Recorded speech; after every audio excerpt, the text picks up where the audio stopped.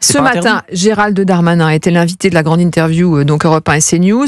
Le ministre de la Justice qui a défendu la position d'Emmanuel Macron selon laquelle la France doit affronter simultanément la menace géopolitique incarnée par la Russie et la menace terroriste. Écoutez.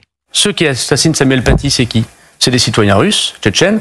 Quand j'étais ministre de l'Intérieur, la Russie, c'est des centaines de citoyens russes qu'elle ne veut pas reprendre. Je constate d'ailleurs que Mme Le Pen et M. Bardella n'attaquent jamais la Russie pour dire qu'ils ne reprennent pas leurs citoyens russes, tchétchènes, Ingouche. Ingouche, c'est celui qui a assassiné Dominique Bernard. Ils sont fichés S, ils sont radicalisés, ils sont islamistes, ils sont russes, il n'y a aucun doute là-dessus. Et la Russie ne les reprend pas depuis de nombreuses années. Pourquoi la Russie ne reprend pas ses citoyens? Évidemment, l'Algérie, le Maroc, la Tunisie, tous les pays du monde doivent reprendre leurs citoyens. Et ce que fait l'Algérie est inacceptable. Mais c'est le cas aussi de la Russie.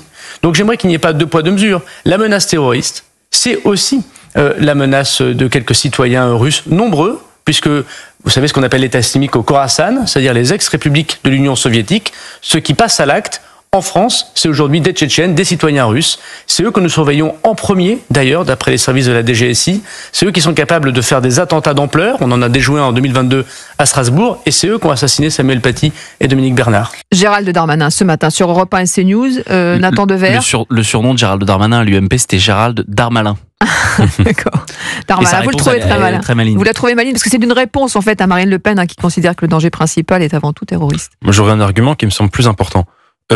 Quand vous dites que hiérarchiser l'islamisme et la Russie, ça n'a aucun sens pour deux raisons. D'abord parce que c'est des menaces différentes, mais surtout parce que ce sont des menaces qui sont liées. Si vous regardez la politique de Vladimir Poutine, sur un certain nombre de terrains, qui sont les terrains, je dirais les épicentres de l'islamisme aujourd'hui, c'est une politique qui est liée. Je vais vous donner 3 exemples. Donc quand il dit la même chose, la menace russe et la menace terroriste, c'est la même chose pour vous, êtes je vais vous donner 4 exemples. Après le 7 octobre, les terroristes du Hamas sont reçus au Kremlin. Vous savez qu'il y a aujourd'hui de très très forts soupçons sur le fait que le Kremlin était probablement, peut-être, au courant de ce qui se préparait pour le 7 octobre et qu'ils ont peut-être eu un rôle indirect, mais un rôle quand même. Premier exemple. Deuxième exemple, la guerre en Syrie. Poutine. C'est 7 octobre, c'était pas en France. Non, mais vous parlez de l'islamisme. Poutine a soutenu. Non, je parle de la menace Bachar, en France. Oui, d'accord, mais Poutine a soutenu Bachar el-Assad, qui a fait libérer au début de la révolte des milliers d'islamistes dans ses zones pour justement contribuer à l'émergence d'un État islamique en Syrie. Et l'État islamique n'a pas visé la France? Si, l'État islamique a visé la France. Troisièmement, Poutine est allié avec l'Iran. L'Iran, qui est un pays qui est aussi un épicentre de l'islamisme et qui a à plusieurs reprises attaqué ou tenté d'attaquer ou tenté de faire des choses qui nuisent en Europe, en France, si en vous me Occident. dites aujourd'hui qu'il faut fermer les frontières et arrêter d'accueillir les Syriens, et les Iraniens...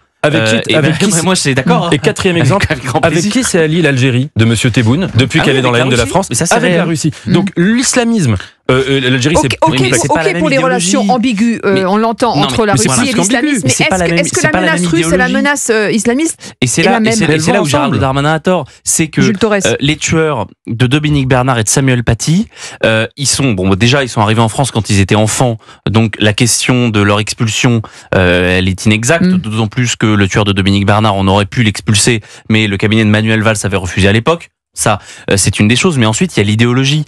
Ces deux tueurs-là ne sont pas venus en France avec une idéologie tuer des Français. Ce sont des enfants qui ont grandi en France et qui ont grandi dans une haine de la France jusqu'à tuer des Français. L'idéologie islamiste, c'est très différent. Et les flux migratoires dont vous parlez, oui, dans les attentats du 13 novembre, il y a des Syriens qui sont venus via les flux migratoires et qui ont tuer du français, tuer de l'occidental. En quelques secondes. Et ça, pardonnez-moi, c'est pas du tout la même chose. Je ne sais pas si vous avez lu les écrits d'Alexandre Douguine, le grand idéologue de Poutine. C'est passionnant à lire. Il a un grand point commun avec l'idéologie islamiste et avec notamment les idéologues des frères musulmans ou de Daesh. C'est une haine de l'Occident dégénéré décadent, entre guillemets, de cet Occident avec des droits qui sont donnés aux minorités, aux athées, etc. Et ils partagent, il y a un point commun entre ces deux idéologies qui sont par ailleurs différentes, c'est précisément qu'ils ont un même ennemi. Et donc, mais c'est vrai de tout le Sud global. C'est vrai, oui, par exemple, de Kémy Séba, idéologue panafricain qui déteste la France, qui est soutenu aussi par les Russes. Vous voyez, donc on peut pas dire que la Russie ne nous a pas désignés comme ennemis. C'est presque factuel. On reste ensemble, Jules Torres.